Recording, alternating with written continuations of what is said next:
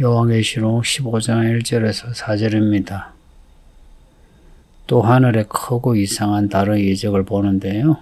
7천사가 7재앙을 가졌고 이 7재앙의 마지막 재앙입니다. 이 재앙으로 하나님의 진노가 마칩니다. 2절은 또 보니 불이 섞인 유리바다 같은 것이 있는데 짐승과 그의 우상과 그의 이름의 수를 이기고 벗어난 성도들이 유리바닷가에 서서 하나님의 검은고 가지고 하나님의 종 모세의 노래 어린 양의 노래를 부릅니다. 3절과 4절은 이들이 부르는 노래의 내용입니다. 1절에서는 마지막 재앙이라 하나님의 진노를 말씀하고요. 2절과 3절, 4절은 반대로 하나님의 진노를 벗어난 하늘에 올라간 하늘의 유리바닷가에 선 사람들이 하나님을 찬양하는 내용입니다. 1절하고 2절, 3절, 4절이 이렇게 대비됩니다. 성경은 구원과 심판의 이야기입니다. 요한계시록에서도 반복되지만 특히 구약의 선지서는요 더 많이 반복되는데요. 하나님의 구원이 있으면 하나님의 심판을, 하나님의 심판이 있으면 하나님의 구원을 기록하고 있습니다. 이것을 읽는 우리로 하여금 구원받아라는 말씀이죠. 하나님의 심판 속에 있으면 고통을 겪고 결국은 영혼을 잃어버린다는 겁니다. 그러니 하나님, 구원하시는 하나님이 되도록 하나님을 잘 믿으라는 겁니다. 1절에 그 7천사가 가진 7재앙, 마지막 재앙이라. 이 재앙이 뒤에 16장에 나오는 7대접입니다. 이 7대접으로 하나님의 진노가 마칩니다. 진노가 끝난다는 거예요. 그냥 끝나는 게 아니고 그 진노가 완성되어 끝난다는 단어입니다. 지금까지 앞에 선지자들과 사도들이 말한 하나님의 심판, 하나님의 진노가 이제 그 7천사가 가진 7재앙으로 마지막으로 이제 끝납니다. 15장 뒤에 나오는 16장을 향해 10장에서 15장까지 지금 계속 16장의 마지막 재앙을 앞두고 말씀하고 있습니다. 마지막 재앙을 큰 환난이라 혹은 큰 시험에 따라 하는데요. 그 때를 면하라, 벗어나라, 피하라 하는 메시지입니다. 어떻게 하면 그렇게 피할 수 있나? 이게 2장, 3장에 7교회 보낸 메시지 있죠. 교회 문제를 지적하면서 회개하라 하시고 또 회개하고 해결할 수 있는 길을 제시하시며 이기는 자에게 주는 상을 약속합니다. 요한계시록은 그 처음 이야기에서부터 우리로 하여금 어떻게 하면 구원을 받는가 하는 길을 제시하고 있습니다. 아마 성경 66권 중에 가장 입체적으로 우리로 하여금 어떻게 하면 믿음 생활 잘해서 구원을 받나 라고 기록한 것이 요한계시록일 겁니다. 그런데 많은 사람이 요한계시록을 단지 심판의 메시지로만 받아들이고 무서워서 읽지 않는다든지 아니면 어려웠어요. 읽지 않는다든지 그렇죠. 우리는 그러지 맙시다. 요한계시록은 복음입니다. 복음. 마지막 재앙 심판을 우리에게 가르쳐 주시면서 그 재앙에 들어가지 말라는 겁니다. 2절에 나오는 하늘의 유리바닷가에 선 이 사람들, 하나님의 검고 가지고 노래하는 이 사람들처럼 되어라 하는 겁니다. 2절 보면 유리바다 같은 것이 있고 하고 그 뒤에는 유리바닷가에 서서 이렇게 적어놨습니다. 앞에는 유리바다 같은 것, 뒤에는 유리바다가 별 차이 없습니다.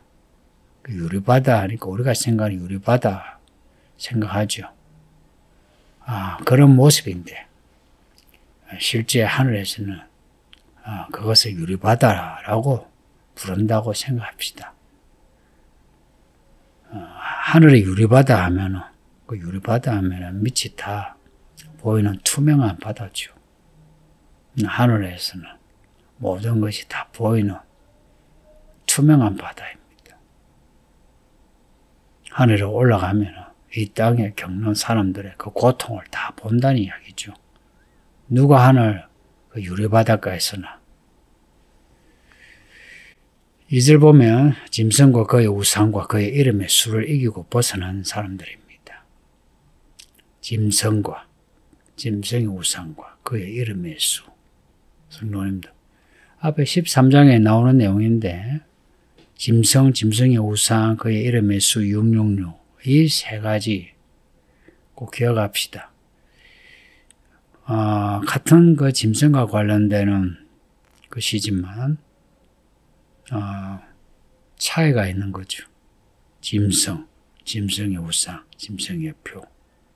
근데 이 중에 하나라도 우리가 섬기거나 받으면 구원을 잃어버립니다.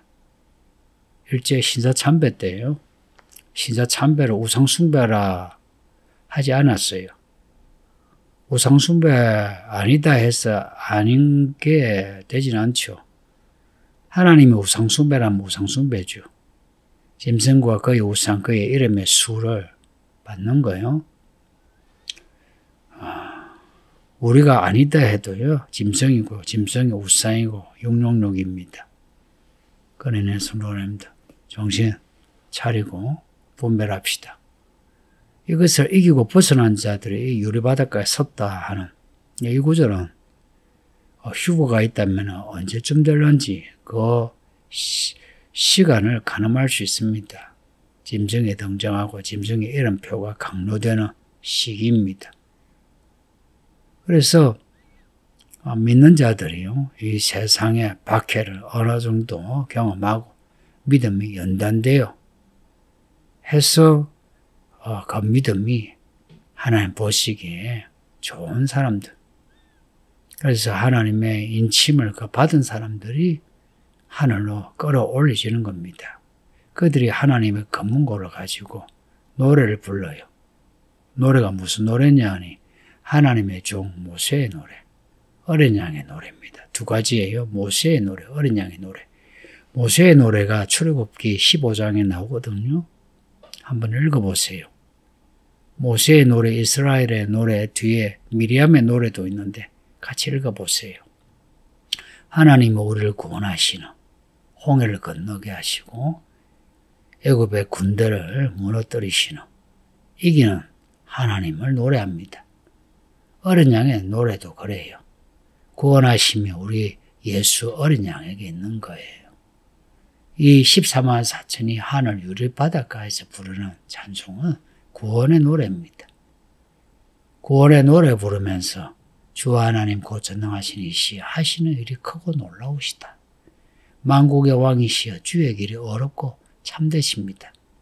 하나님의 전능하심을 찬양하고 하나님의 일의 크고 놀라움과 어렵고 참되심을 노래합니다.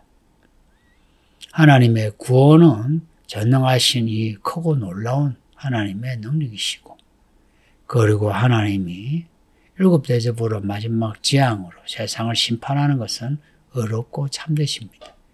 뒤에 16장에 보면요, 일곱 대접이 땅에 부어질 때에 하나님의 그 심판이 크고 어렵다 노래하고 있습니다. 어렵고 참된 하나님의 심판이에요. 예전에 노아 관련되는 영화가 나왔는데요. 그 영화에 죄 없는 아이들이 그 홍수로 죽게 되는, 이제 그것의 부당성을 말해주는 대사들이 많았어요. 여러분 생각도 그런가요? 죄 없는 사람이 일곱 대접으로 고통을 겪고 죽는다는 그 억울하게 보입니까? 그렇게 생각하면 하나님의 길이 어렵고 참되다 생각이 안 드는 거죠. 실제로 많은 성도들이 하나님이 하시는 일이 어렵고 참되다가 좋다, 옳다라고 생각하지 않고 있습니다. 제3자 입장에서는 어렵고 참되다 할 수는 있는데 자신이 하나님의 손대심을 받아서 어려움을 겪으면 하나님을 원망합니다. 성도님들, 7대접이 쏟아질 때에 온 세상은 하나님을 원망할 겁니다.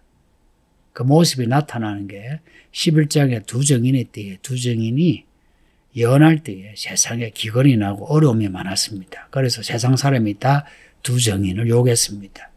그 장면은 7대접의 때에 하나님의 심판이 임할 때 온 세상이 하나님을 원망하고 싫어하고 교회를 원망하고 싫어하는 이 모습을 그대로 보여주고 있습니다. 그러나 하나님의 종들은 하나님의 인침을 받아 하나님의 길을 가는 사람은 하나님의 심판이 얼마나 어렵고 참된지를 압니다. 먼저 우리가 지금 겪는 일들에 대해서 하나님의 어렵고 참되심을 노래합니다. 성도님들, 하나님이 어려운 하나님이신 거 잊지 마세요. 그 주일에 그 오후에 질문이 올라온 것 중에 기억나시는지요? 하나님이 휴가 시키겠다 하셔놓고 휴가되지 못한 사람 누구에게 문제가 있느냐? 7대접의 때에 하나님을 원망한 사람들은요 전부 하나님을 원망합니다.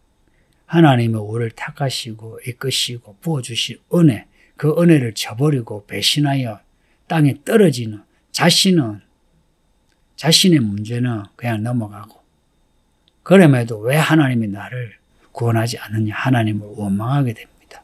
여러분은 그런 사람 되지 마세요. 제가 길게 살지는 않았지만 정말로 제 진심으로 고백할 수 있는 것은 하나님의 길은 무조건 어렵고 참됩니다. 혹 내가 억울한 일을 당해도 하나님의 의는 하나 손상이 없어요. 억울한 일을 당할 만하니까 당하는 거죠. 그래서 우리는 고난도 고통도 감수하는 겁니다. 원망하는 게 아니라 하나님의 뜻이 이루어지기를 간구하는 거예요. 4절에 보면 누가 주의 이름을 두려워하지 아니하며 영화롭게 하지 아니하오리까 오직 주만 거룩하시니이다. 맞습니다. 오직 하나님은 거룩하십니다. 하나님에게는 하나 더러운 것 없고 틀린 거 없고 불의한 거 없고 혼란도 없고 하나님에게는 모든 오렘이 있기 때문에 하나님을 구별해서 믿어야 합니다. 다른 것과 같이 혼용해서 하나님을 믿을 수 없어요. 하나님만 구별해야 합니다. 그렇게 할 때에 하나님의 의로우심을 알게 됩니다. 그때서야 하나님을 경배하게 돼요. 이걸 모르고 하나님을 믿는 것은 종교적인 경배입니다. 진심으로 그 영혼을 다해 하나님의 자녀 종이 되어 경배하는 게 아니고 절간에 그 중들이 불경을 외우고 목탁을 두들기며 아침 저녁으로 금욕하듯이 그런 식으로 하나님을 경배하는 거예요.